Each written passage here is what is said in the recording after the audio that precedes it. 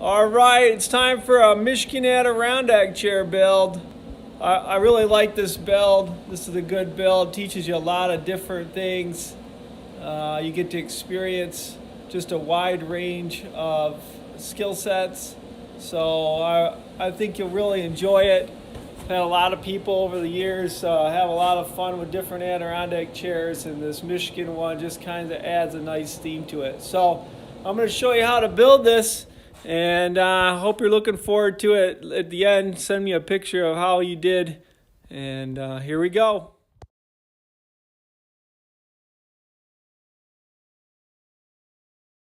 You start off with the leg stretchers, okay? And I have a template for that.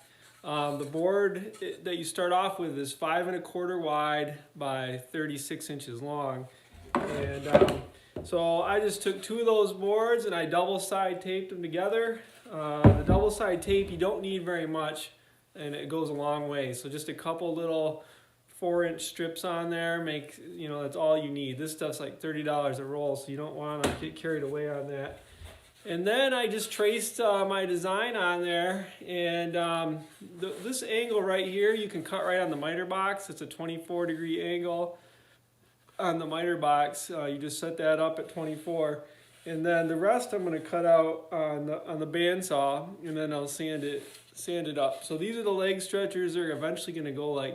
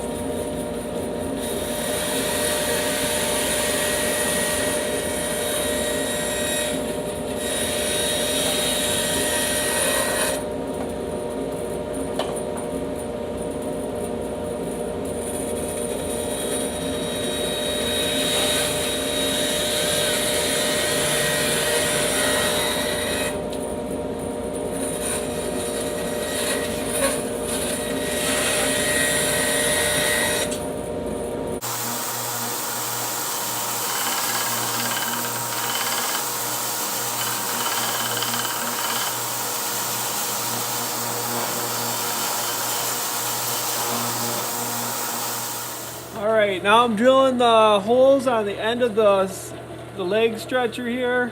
They're 1/4 inch diameter holes. And I just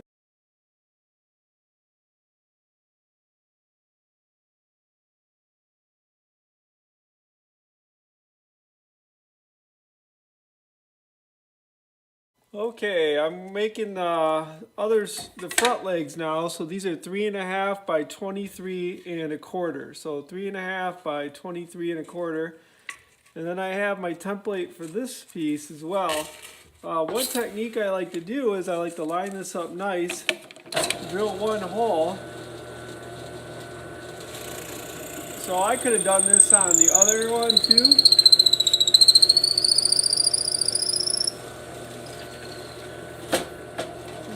So I drill one hole and then I put a peg in there or a bolt so that way it doesn't move while I drill the next hole. So that helps keep the alignment a little bit better just by having that bolt in there. That means it guarantees that these are going to be lined back up. So now I can put another one in. We're trying not to hit the bolts on the drill press, obviously. We gotta be real careful. Okay, probably a little shorter bolts would be a little better. Then I come down, do my next one. Okay. And then you can kind of see how these would all line up so nice now with those in. But that just helps keep it from moving around. All right, so now I have my two front legs right here, and I'm going to drill two pilot holes at the top. So this is the bottom. It's a little bit, the holes, there's a little more distance at the bottom than the top. The holes are closer to the top. So I know that this is the top section. So I'm going to drill or mark some holes off 1 inch down from the top here. And I'm going to go 1 inch down and then 4.5 inches. And then I have to find the center this way. So that's about 1 3/4 inch. So that gives me a location mark to drill some pilot holes all the way through. So I'm going to drill 2 holes now all the way through that are 3/16 diameter. So pretty small holes really. And I'm going to drill those all the way through the bore. All right, this part's pretty challenging to get correct. I have a lot of people make mistakes on this step. So here's those pilot holes I just drilled down 1 inch and then 4.5, about a 3/16 drill bit. And now what I need to do is I need to drill some pocket holes. So I want the pocket holes on the inside and I want them to be a mirror image. So this is the front of the chair. So that would be the front and that would be the front of the chair. So then my pocket holes, I'm going to have one here and one here. I'm going to have 2 here and 2 here on the inside. I want them on the inside so you don't see them. So that when the chair is standing upright like this, okay, this is the front of the chair. And then both the pocket holes are going to be, you know, hidden on the inside underneath the armrest.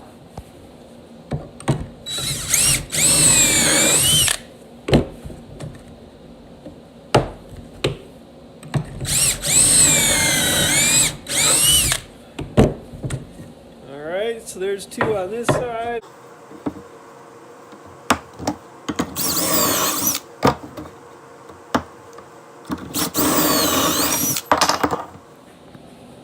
All right, these are the armrest supports. I only need 2 of these. Here's the template. So I just traced the template and then cut it out on the bandsaw and then sanded it on the edge sander again on the end of it. You really want to be careful because they're starting to get a lot smaller now. So you could cut them like this first so it's a little bit bigger and then make that cut last. But you do want this to be nice and 90-degree corner here, okay, because the armrest is going to go on that and help connect it to the leg. So then once you do that, you're ready to put this on the leg, okay. It's going to go on the outside obviously. So it needs to go on the part that doesn't have the pocket holes. So it needs to go on the outside. And this would be a good spot to put a little dab of glue. And you could kind of support this so it's in the middle, you know, put a shim under it. And then that way you just want it centered. And this way you can just concentrate on putting the screws in. That way you don't have to hold it. All right, for this, you want some pretty good sized screws, probably about 1.5 inches. Depends how thick your boards are, but around 1.5 inch screws to connect those together. So I'm going to sand this first just a little bit before I connect them together. And then I'm going to put a little glue in there and then I'll connect those together.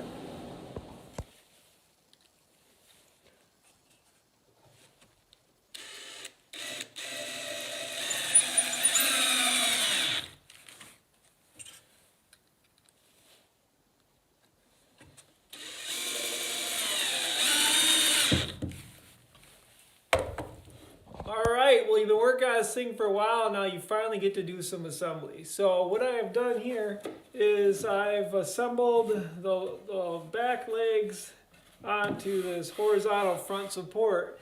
And I did that, I made this nice and flush right here. I used some kind of longer screws, about 1.5 inch screws, and that was nice and flush.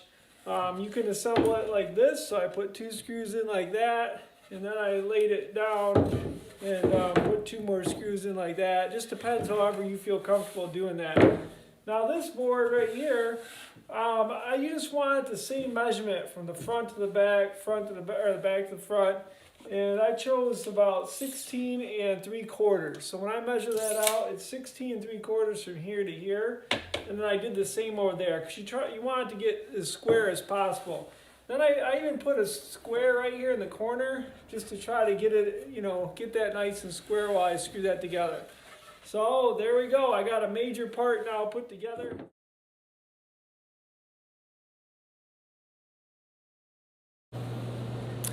All right, I'm working on a couple different things right now. I got the armrest that I cut out, and now I'm going to round the edge. So the top edge, at least you could really do both. If you want to do the top edge and the bottom edge, so that way when you put your hands on it, it's nice all the way around. It does get a little bit interesting in the back where it meets up with the other piece if you round it. There's a little bit of a gap, but it probably won't bother you. For that, I use a pretty small roundover bit, like a 1/4 inch, or that happens to be a 3/16 roundover, just enough to knock over the corner. Furniture tends to hold up better when the corner's rounded and knocked over. It doesn't dent as bad. Then I'm working on the back slats. So the back slats are probably one of the more time-consuming parts of this project because there's a lot of shaping going on since it happens to be a Michigan chair, right? So, there's a little bit going on. So for example, this part right here where we have the bay, Saginaw Bay, it's actually easier to drill this hole out and then, trim it up with a bandsaw afterwards. So basically what I have is I have it traced on my board, and my goal here is to take a big Forstner bit and to drill down so it's centered about where that piece would be. So that way it already creates that radius for me with the drill, which is a nice way to do it. You can do that in the drill press too. Because it doesn't have to be super accurate, the hand drill would probably be fine, but I used a nice Forstner bit so it cuts a clean hole. So we have the same thing with the traverse bay right here. We'll just use another Forstner bit when I get ready to do that. So then I just drill this hole out, and then I just have to make 2 cuts. So it makes it a lot easier. Some of these turns are a little sharp for the bandsaw, so if you need to make sure the blade on the bandsaw isn't too wide to make some of those turns.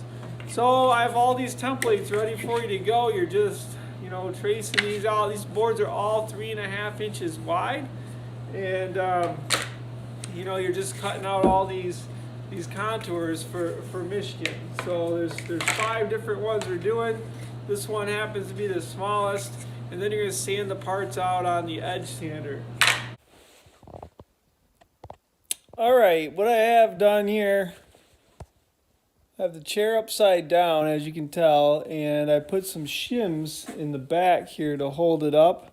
Just found some things around the shop that I could prop up to where this is nice and flat on the surface, so it's not at an angle. All right, so the next thing I have to do is get this ready to screw together. And what I'm going to do here, the measurements that I'm going to use are 3/4 of an inch from here over, and then 3/4 of an inch from here over. So I need that measurement to be the same, 3/4 both ways. And then I'm going to measure 1.1 inches from here to this straight line here. So that's 1.1 inches from this biggest bump out to this part. And then I'll do the same over here, 3/4, 3/4, 1.1 inches. I'll get my screws. I'm going to put the screws down into that. And really what this 3/4 is, you're trying to keep it nice and straight. It's about the same as the stretcher on the back of the leg there. So we're trying to keep it nice and straight. You can even move this back a little bit, put a square in there, a smaller square or a piece of wood. You're just really trying to get those nice and centered. If I'm worried about the wood being a little bit off or a little bit flexed, sometimes I'll just put 1 screw in and then I can adjust it once I flip it back over.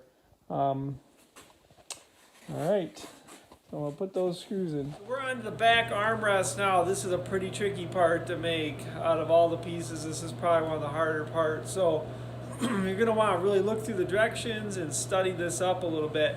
But I have a template for you to try to help you out. This board is going to start off pretty wide though. It'll be 6 inches wide by about 30 inches long. So you're going to trace your template out something like this. So this is a little over 30 inches, 6 inches wide, and you'll see I drew the ends all the way out. And after that, I cut the ends. So I just took that piece I just showed you and I cut the ends. I sanded those nice. And now I'm trying to cut right on this line.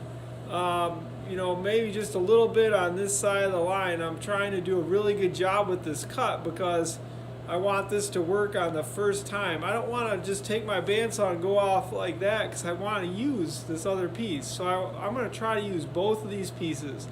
This is really the piece that I'm actually making, but I'm going to try to use both of them.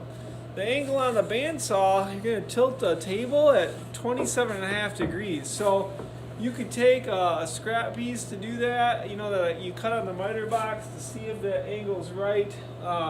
If your bandsaw doesn't have a gauge. So I just take this and I lay this right up to the blade and see if it's 27.5, and it looks pretty good there. So I'll just kind of show you what I'm doing a little closer. I'm laying this right up to the blade and it's about 27.5. You can see it right here. So my goal is going to be to take this piece now and you know, just real easily, nice and easy, I'm going to try to cut this across, all the way across in one pass.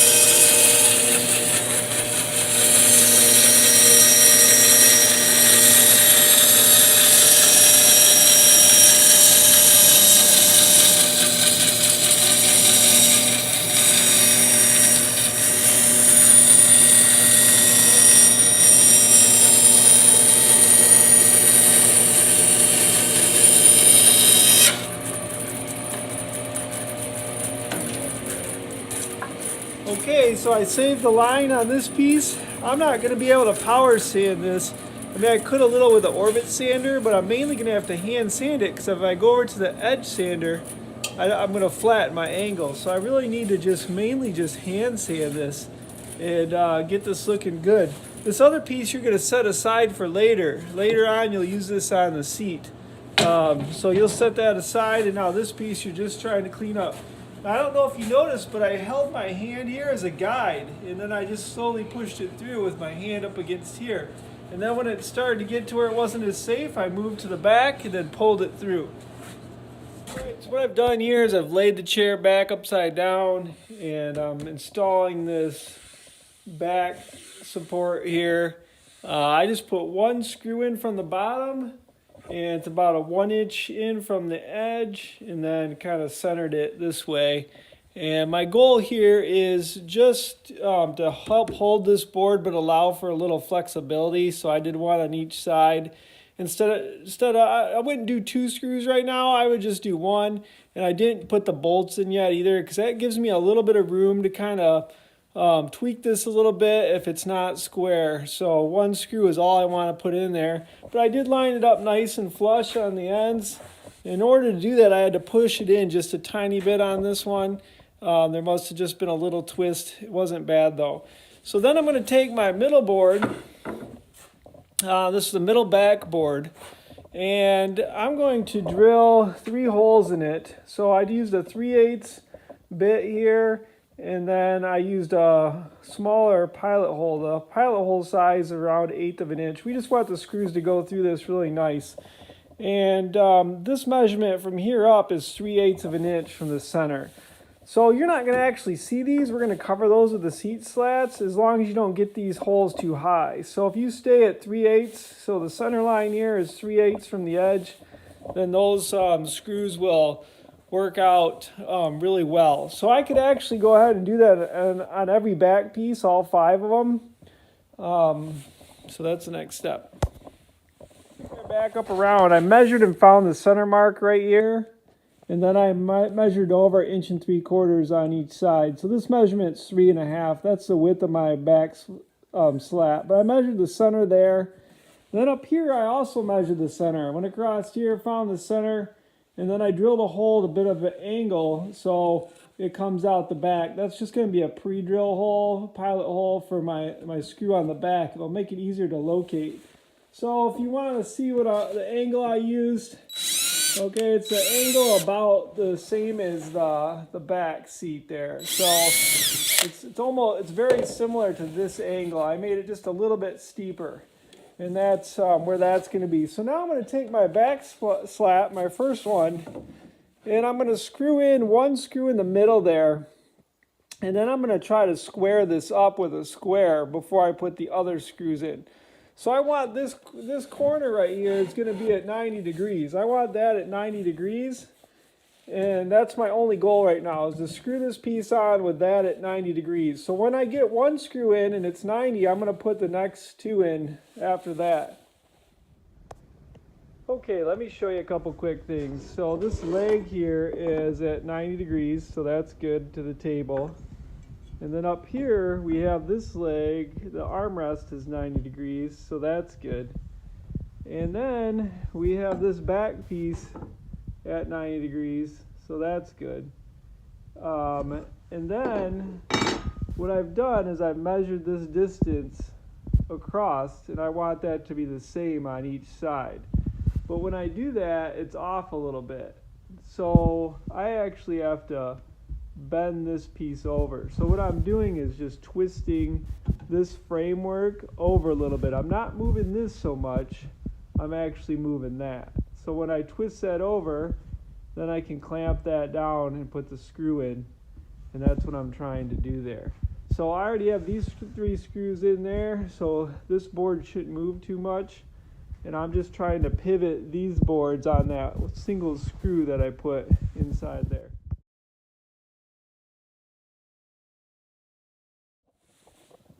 Well, this project is really winding down. I'm getting pretty excited to put the last couple pieces on, and I just want to walk you through how I did these last steps. So this front piece, I put that on first, and I overhung it about 3/8 of an inch. And a lot of times I knock off this corner too.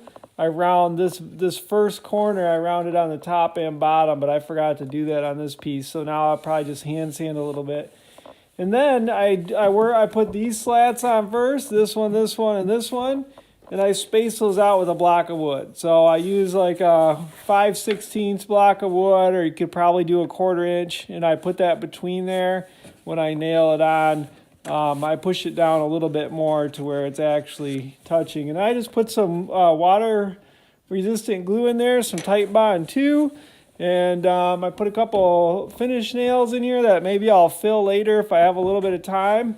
And then this last piece, this is the piece that was left over from cutting this rail back here, this back support. So this is a leftover piece, we've been saving that. So what I do is I set that in there without a gap, and then you can see right here it doesn't fit tight, but over here it fits pretty tight. So I'm trying to make this gap be the same over there. So a good way to do that is find a piece of wood that fits kind of snug right here. This one's a little bit small, but it's pretty close.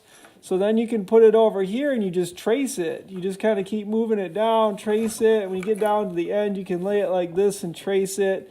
And then that helps you determine how much you're going to get rid of. So then this part here, you know, it's kind of at a crazy angle. So you can put this on the disc sander, the edge sander, and just try to sand this down to your line. So obviously you're not really going to see what happens down here. You're going to be seeing more what happens on the top. The other thing I did before I did any of that is I tried centering this in the middle, so my biggest gap was in the center. And then I cut this piece to length. So this was a little long from up here. It was a little bit long. So I'm going to cut that down. I'm going to make this fit the best I can up against the back. And then I'll make the gap here. So right now I'm not worried about the gap. I'm worried about making it a good fit at the end here. And then I'll shore up that gap. Couple more details here. I added a couple finish nails here just to help connect this support. You could also drill a hole, put a screw in, and then plug that hole as well. I have to put a couple more carriage bolts in right here. And then I want to add at least a double screw down here to these back slats, just to give it a little bit more support.